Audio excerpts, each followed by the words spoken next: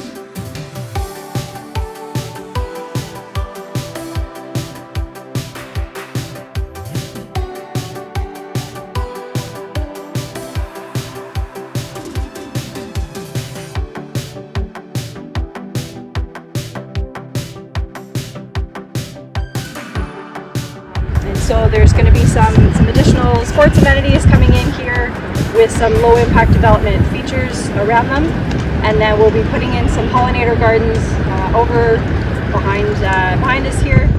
These are our lovely Grow Me Instead guides, which outline common invasive species found in landscaped gardens in Ontario.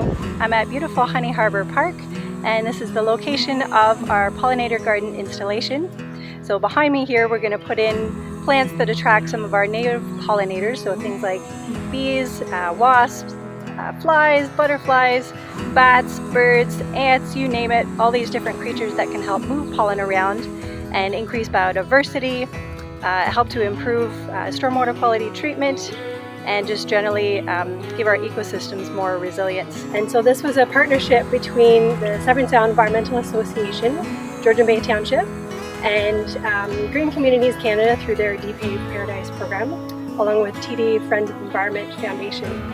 So the initial part of the project involved removing some pavement where the old skating rink used to be, and that sort of kick-started the park revitalization project. So there's going to be some park amenities over on that side.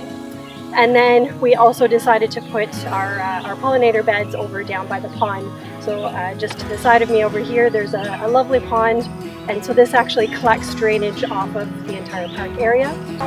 I love the idea of transforming really plain areas back into more of the wild versions of, maybe a little more managed. So it's nice so people can enjoy it, right? I really like this. I also volunteer for the Lions Club, and it's part of a community giving back type thing. I really like it, yeah. It's good for the environment and it helps us keep the planet healthy.